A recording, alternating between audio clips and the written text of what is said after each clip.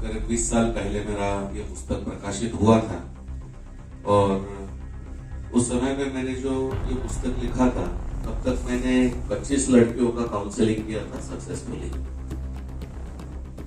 तो जो ये बातें सामने आ गई तो मुझे ऐसे लग रहा था कि ये घटना अलग कैसे हो सकती है, ये घटना अलग कैसे हो सकती है, ये घटना अलग क्या हो सकती है। इसका कोई ना कोई तो लिंक होना चाहिए। हर बार ऐसे क्यों ध्यान में आ रहा है कि कोई तो पेंटर है, कोई तो टायर पंक्चर वाला है, कोई तो ड्राइवर है, कोई तो मैकेनिक है और वो एक अच्छे परिवार की किसी हिंदू लड़की को अपने प्रेम जाल में फंसा रहा है। ठीक है, प्रेम में फंसा रहा है, उसमें अपना नाम भी सच नहीं बोल रहा है। अच्छा ठीक है, प्रेम में फंसा रहे हो तो भारत में स्पेशल मैरिज एक्ट है, उसके अंदर रहो, लेकिन वो उसको जबरन मुसलमान बना रहा है। तो ये बातें जब ऐसे ध्यान में आई कि ये कुछ ठीक नहीं है, तो फिर इसके बारे में मैंने जब जांच करना चालू किया, इन्वेस्टिगेशन कई सारे किए, काउंसलिंग किए और फिर उसके द्वारा मुझको ये ध्यान में आ गया कि इस प्रकार से कोई एक षड्यंत्र चल रहा है। और सौभाग्य से उसी समय पर केरला हाईकोर्ट में एक केस हो गया।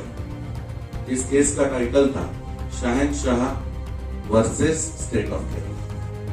इस केस में जो जज थे जस्टिस टी.के. शंकर, इन जस्टिस टी.के. शंकरन ने ये पहला नाम दिया लव जिहाद। तब तक किसी को पता नहीं था इसका नाम क्या है।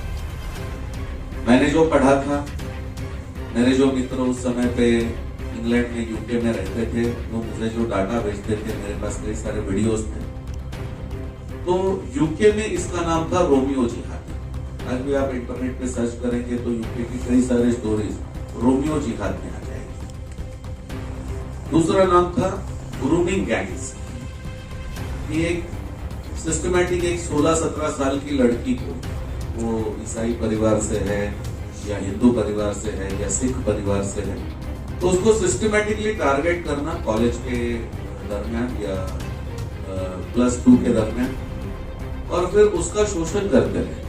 और ये बहुत बड़ी बड़ी गैंग्स होती थी। तो ये इस प्रकार से ये जो घटनाएं मेरे सामने आई, तो लव जिहाद ये शब्द जो कॉइन किया, ये भारत के केरला हाईकोर्ट के जज ने किया हुआ है। Justice TK. शंकर नाम है उनका। उन्होंने कहा था यदि ये प्रेम के नाम पर आप जिहाद कर रहे हो तो इसका नाम लव जिहाद ही होगा। उसको ऑब्जेक्शन पे रेज हुआ था कि आप जिहाद को लव से कैसे जोड़ रहे हैं। तो उन्होंने बहुत स्पेसिफिकली कहा था, उन्होंने जो सारी चीजें उस समय पे की थी, सारे इन्वेस्टिगेशंस जो उस समय पे हुए थे, तो केरला के जो डीजीपी थे उस समय पे उन्होंने कहा था कि ये एक बहुत बड़ा षड्यंत्र केरला में चालू है और कई सारी लड़कियां इसमें फंस चुकी हैं। मैं आपको 20 साल पहले का इतिहास बता रहा हूं इसके बारे में। इसके बारे में और एक घटना जो सबको पता होनी चाहिए। केरला के चीफ मिनिस्टर, जिनका नाम है वी.एस. अच्युतानंदन, जो केरला के मार्क्सवादी कम्युनिस्ट पार्टी के नेता थे और चीफ मिनिस्टर थे, उन्होंने ओपन प्रेस में कहा कि केरला को इस्लामिक स्टेट बनाने का प्रयास चल रहा है। एक वामपंथी मुख्यमंत्री का ये स्टेटमेंट मैं कह रहा हूं, आज भी ये पूरा उनका स्टेटमेंट रिकॉर्डेड है।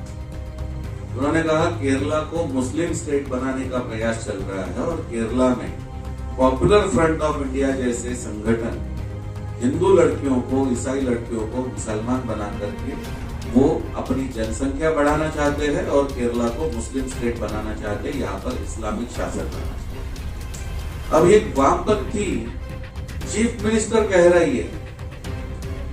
अब उनके स्टेटमेंट को कई सारे ऑब्जेक्शन हो गए, लेकिन किसी ने भी ये तथ्य नहीं दिया कि वो बोल रहे वो झूठ है।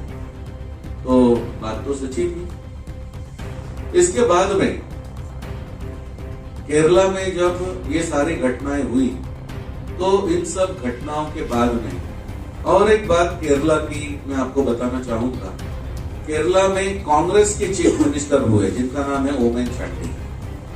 ओमेन चांडी का ओपन स्टेटमेंट असेंबली के अंदर हुआ, जिसके अंदर उन्होंने कहा कि केरला में इस प्रकार से एक बड़ा षड्यंत्र चालू है और अब तक उस साल में उन्होंने बताया कि केरल में करीब करीब 2206 लड़कियों को इस्लाम में धर्म परिवर्तित किया गया है।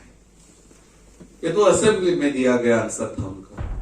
तो मैं डर था, ना तो कोई हिंदुत्व की कोई बात थी।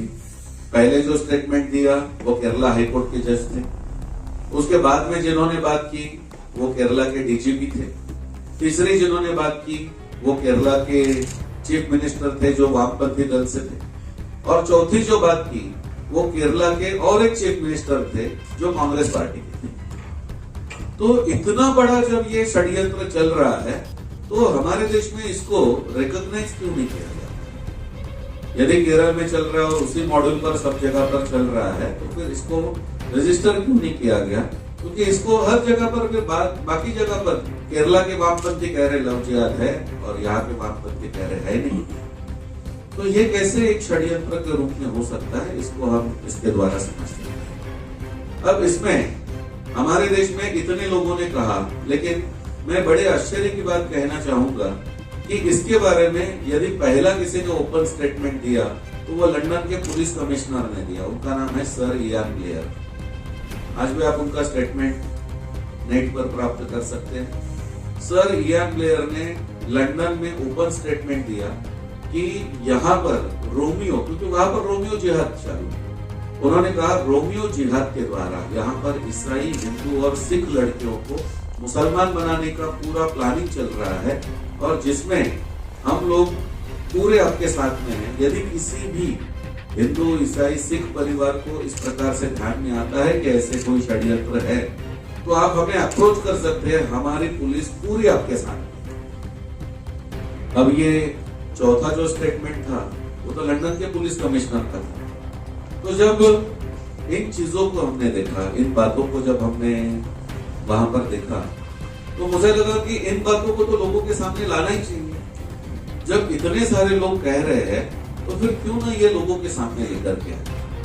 तो फिर मेरे जो अनुभव थे, मैंने जिन लड़कियों का काउंसलिंग किया था या मैंने जो लड़कियों से जो समझा था, तो उन सारी चीजों को लेकर के मैंने भारत का जो पहला ये लव जिहाद का पुस्तक है उसको, तो ये जो पुस्तक जब मैंने लिखा तो अब जाहिर है कि पॉपुलर फ्रंट ऑफ इंडिया को उसका नाम आ गया ऑफिशियली।